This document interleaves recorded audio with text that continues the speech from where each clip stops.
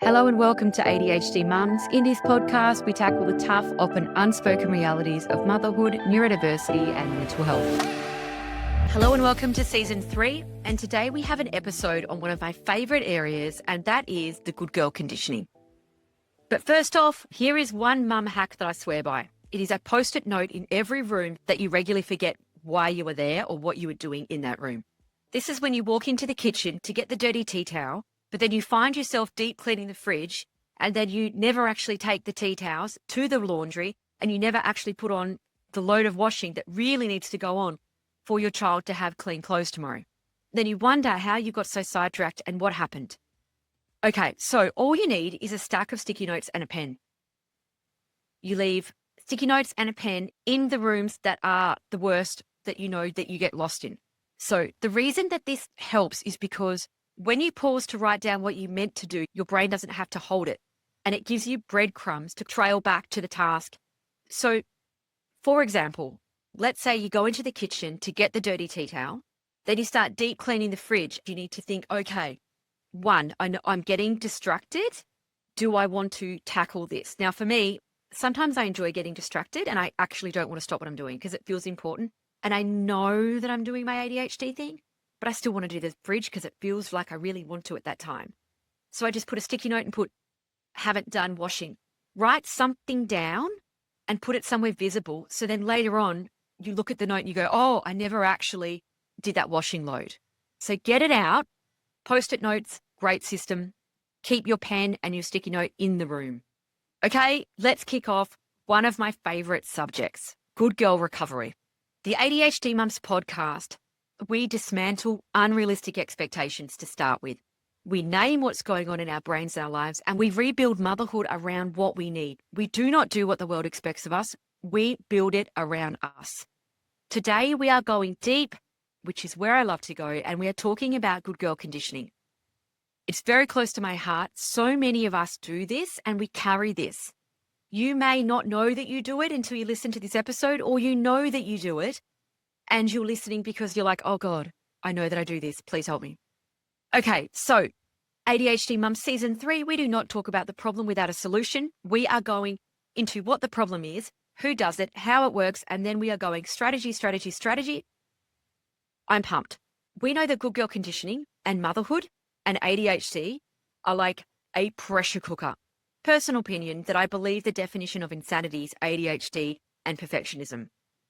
Because it's like that combination can be difficult to find joy, to be present, to stop doing all of the things, the list, especially in motherhood.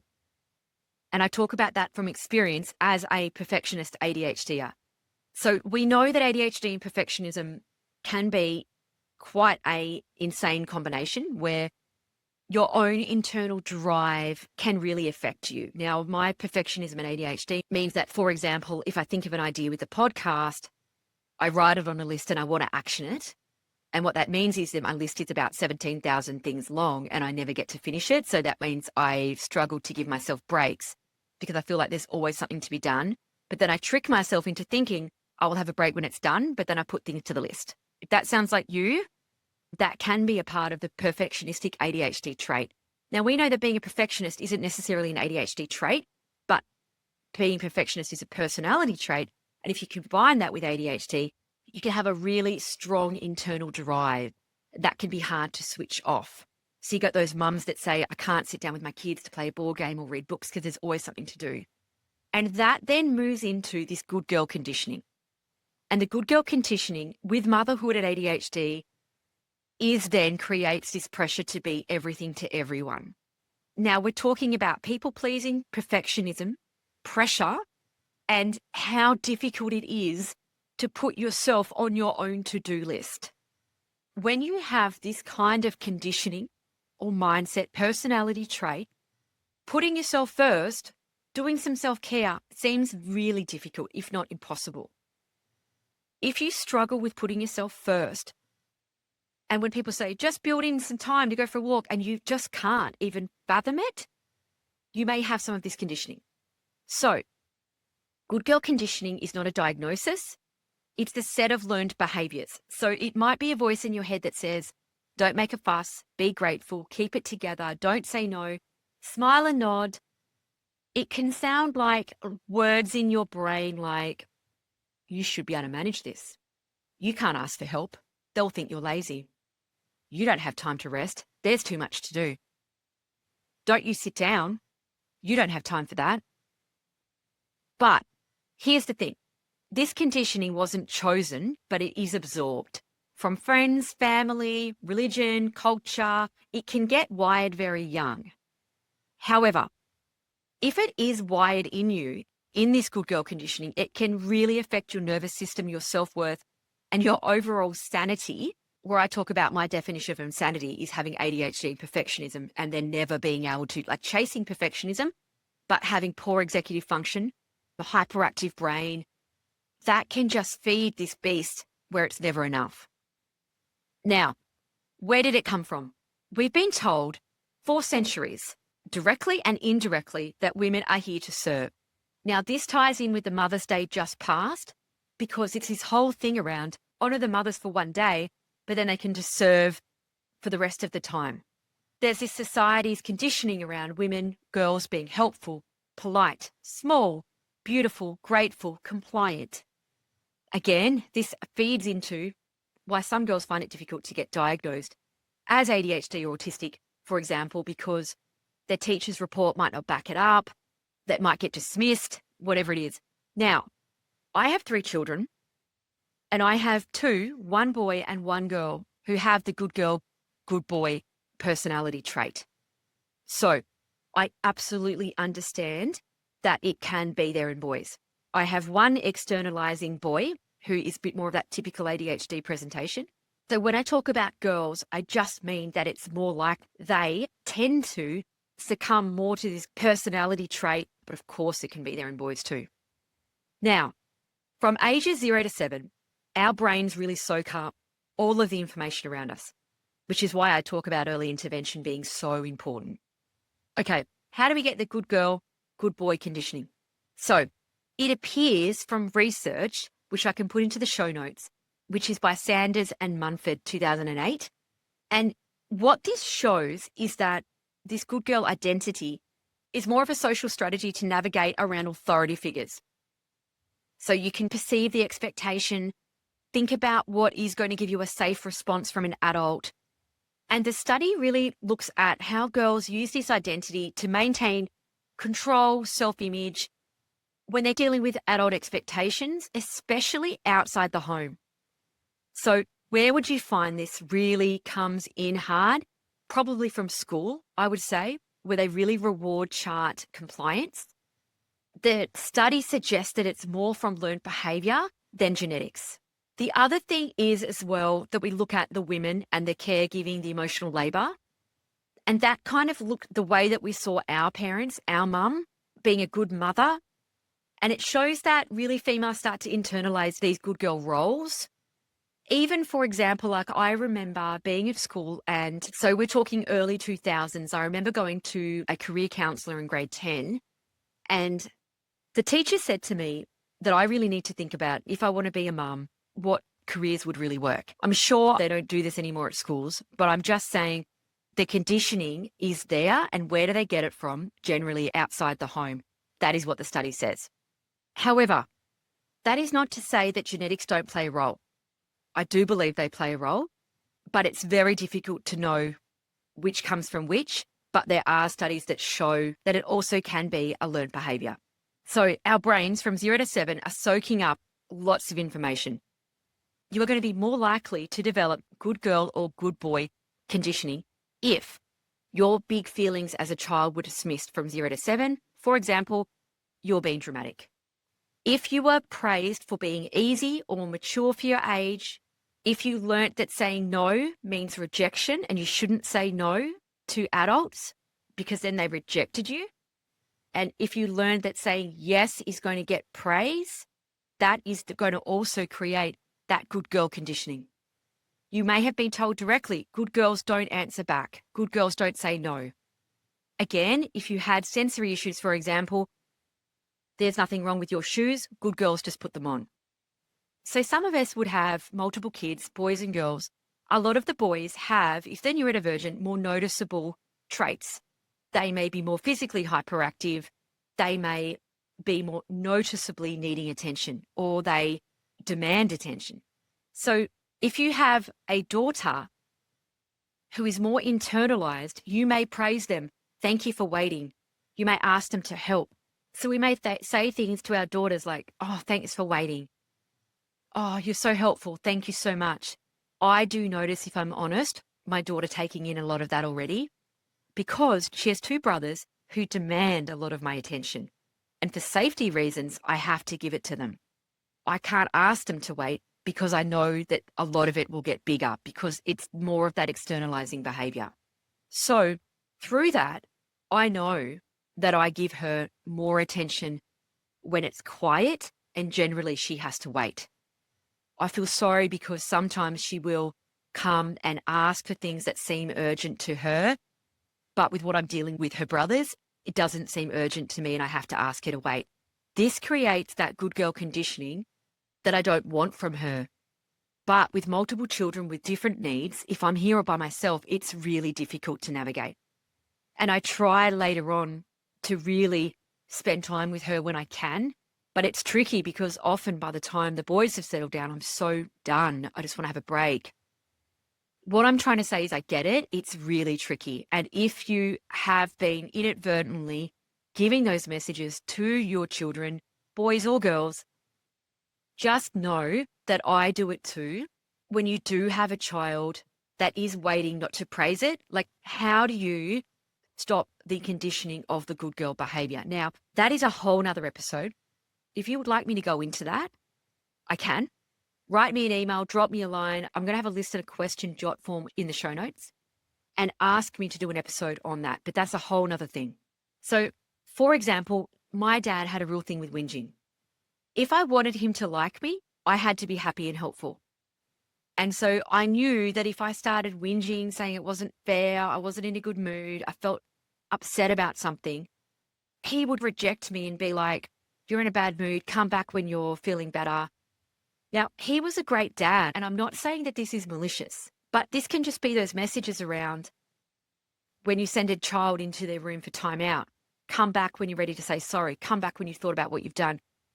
Kids can't actually process that emotion depending on what it is alone. So they actually need an adult to hear them, help them through it. I didn't have that, so I would just suppress the whinging or what I was upset about, and then he would give me positive responses for going back into that happy, helpful frame, but I was just masking my upsetness or learning not to show it, which was contributing to the good girl conditioning that I received. So if you grew up in a family that rewarded you for being helpful or punished emotional needs, the chances are that you learn to adapt, to shrink your needs, to push them down, to wait. And that was really internalized. And that happens at school, I believe, because of the way a lot of schools run is to get compliance from a group rather than to actually shape on individual needs. So the rewards charts that a lot of schools still do are based on compliance. So then if you have a negative consequence for making a fuss, not going along, whatever it is, you are sometimes at schools punished or not rewarded and watching other people get rewarded. And this plays into this good girl, good boy conditioning. Now, I really want to clarify that perfectionism, good girl conditioning, is not a neurodivergent trait. So when I mention it, if you do these things, you can be neurotypical. These are just personality traits that link in with neurodivergent traits, which can create a bit of a perfect storm. So if we know that good girl conditioning is basically in 5 different parts: chronic people pleasing, suppression of needs and boundaries, hypervigilance to others' moods or expectations, perfectionism, fear of mistakes, or masking distress to be likable or to avoid trouble. Those are the 5 biggest types of good girl conditioning that I see. So neurodivergent people, particularly autistic or ADHD people, really are affected, I believe, more by this conditioning than neurotypical people because they're often socialized early to behave in specific, more appropriate ways. So you're being praised, for example, putting your shoes on, even if the socks were crinkly and you had major sensory issues.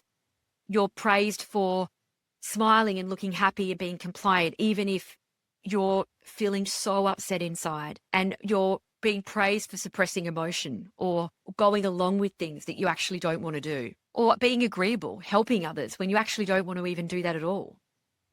The other link to neurodivergence is really around that shame part of being neurodivergent. So let's say being corrected, misunderstood, or punished for some of those neurodivergent traits. So for example, fidgeting, eye contact, interrupting, talking a lot, lots of excess energy, being told, no, that's wrong, don't do that, or being perhaps not accepted by a group for those traits can mean that you learn that you get to be part of the group if you behave, if you're a good girl. And you start to anticipate what an authority figure would like you to do, and I'm just going to do that because I don't actually know what to do.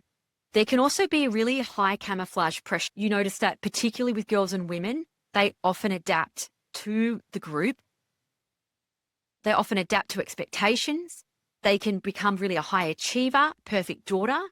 And then all of a sudden, that perfect daughter has now had a huge mental breakdown. They don't necessarily choose. They actually cannot continue to mask so heavily at that level. What is important with masking is it's about the gap between your actual personality and the mask that you have. Now, if you are naturally hyperactive, impulsive, oversharing, whatever it is, for you to go somewhere like a school assembly, let's say the neurodivergent woman has to actually put a mask on which might be significantly different to their real personality. And how big that gap is going to impact how fast they are going to burn out from masking and how hard their burnout will be.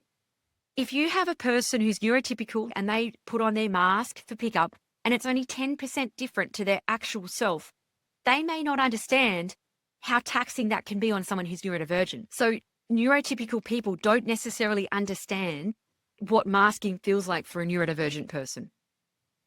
The other thing is that there is a big fear with neurodivergent people around being not accepted, feeling that others don't approve of them, feeling abandoned, that rejection sensitivity dysphoria can fit in. That can really drive people pleasing and perfectionism. And many late diagnosed women say to me, I always knew I was different. And this has been a relief to know why. So if you have a whole group of people who are neurodivergent, who don't know it, who feel different, they are going to be so much more on edge around doing things that are going to give them negative feedback. Neurotypical people are not generally as driven to people please, and they don't scan the rooms. So many neurodivergent women that I speak to who are late diagnosed talk about scanning rooms for people that are not happy. So if they're at a mum's night, they'll scan the table to see who is not happy with what they're saying. And this is where that whole myth around us lacking empathy, particularly for the autistic community, is so wrong. Often neurodivergent women are very switched on to other people's reactions to them. So we don't want to say that good girl conditioning is a neurodivergent trait because it isn't, but we do know that it affects us differently. And I would argue that it is trickier. If you have ADHD or you're autistic or neurodivergent, you've had trauma, whatever it is, and you have a pattern of good girl conditioning as well, it's going to be really tricky for you to put all this forwards, particularly if you then throw motherhood in the mix.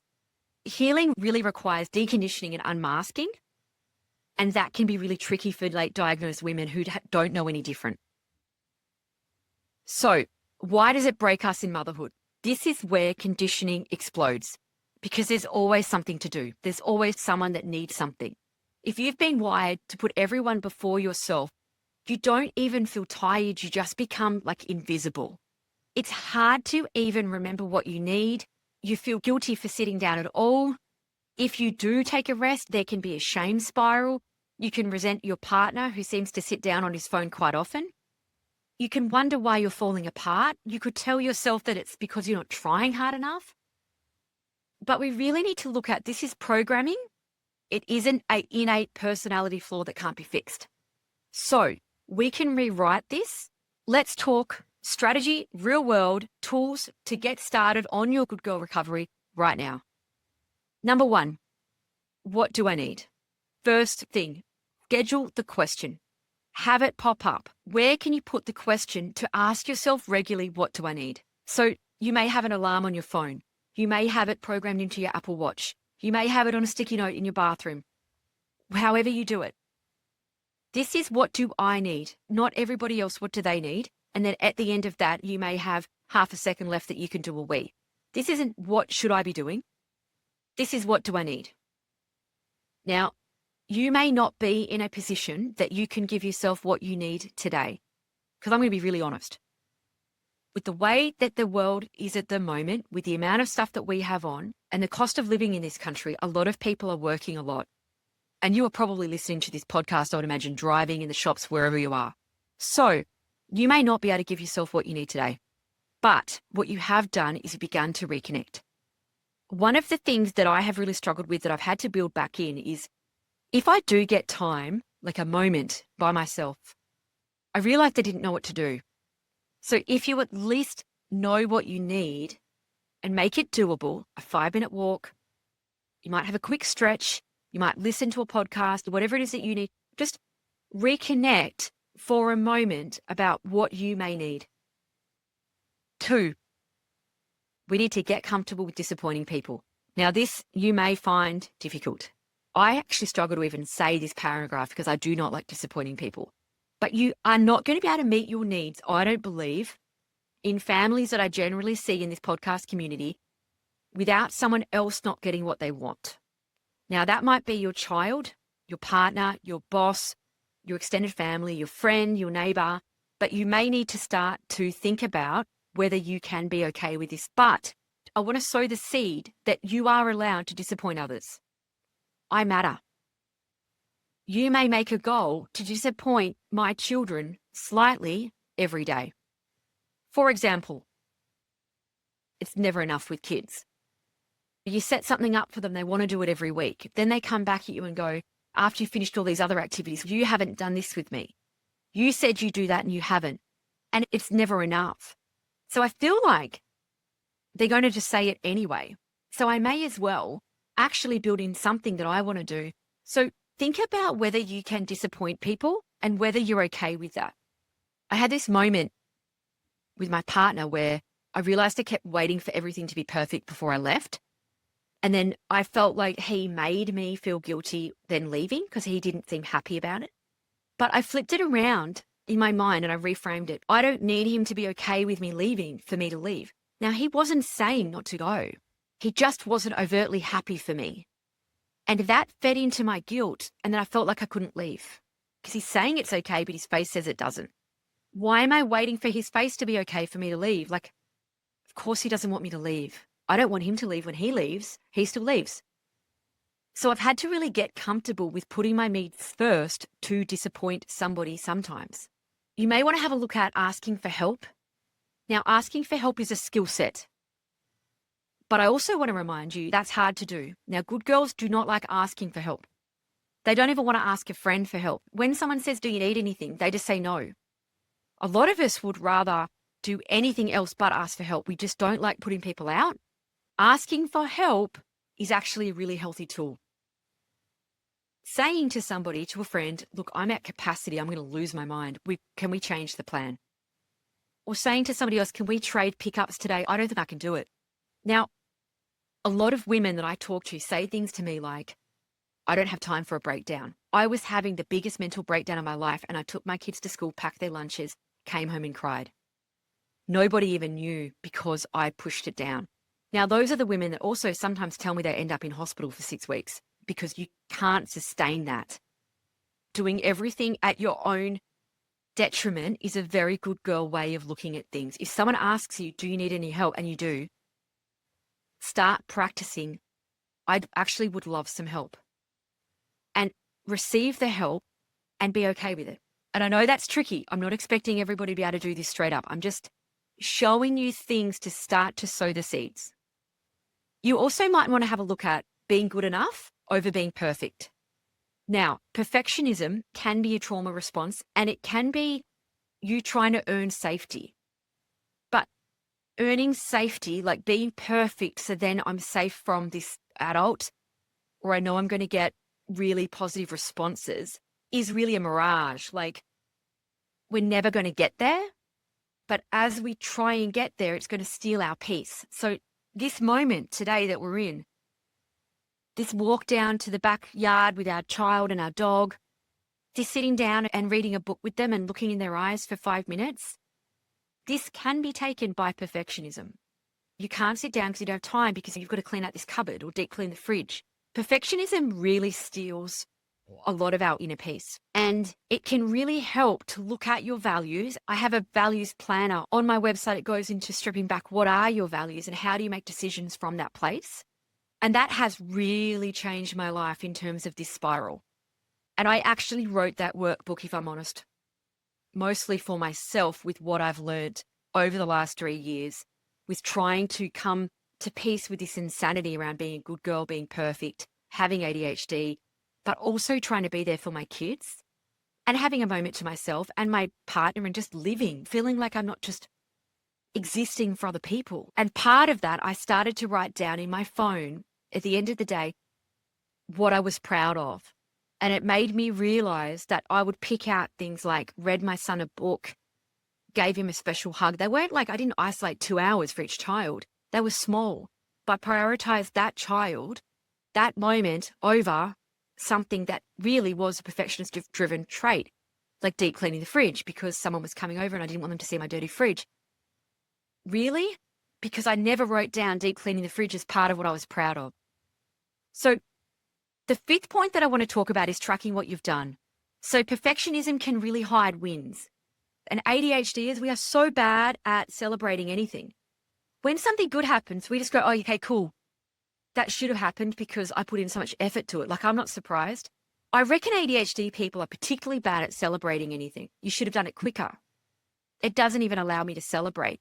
But by tracking and celebrating what you've done, you may be shocked with how much you've carried, created, and how much of that you were really proud of. This recovery work is really big, and it's also really necessary work because we weren't supposed to mother isolated, overextended, and stressed. And if we get down to the truth of it, a lot of women listen to this podcast because they deeply love their kids. But the more that we learn to choose ourselves, the more that our kids will learn to choose themselves. At the moment, I'll be honest, I struggle to choose myself. It's one of my worst traits. I think it's going to be a lifelong challenge for me to choose myself. But I use my kids as fuel to choose myself. So I'll say, hey, Jane, you really need to choose this because my daughter is watching me. My son is watching me. I use them to get started because at the moment it's a struggle.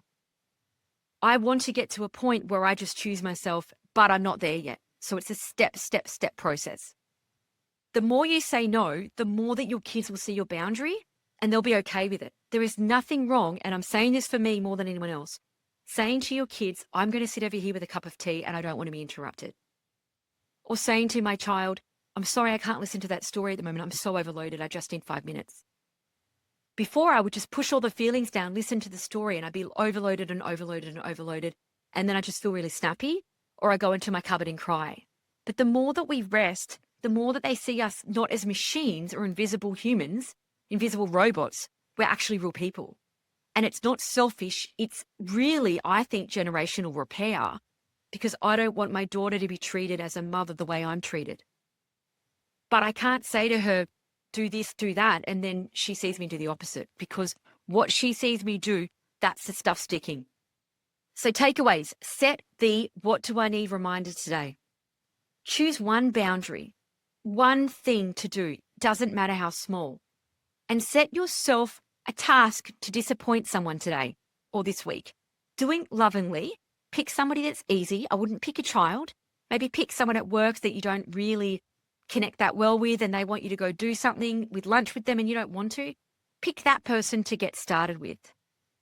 I hope you've enjoyed this episode. Thank you so much. Please go into the listener jot form and give feedback. Let me know your experience. Ask questions. If you want me to do an episode on how not to condition your child with this good girl, good boy conditioning, let me know. Thank you so much for listening. Please share this episode.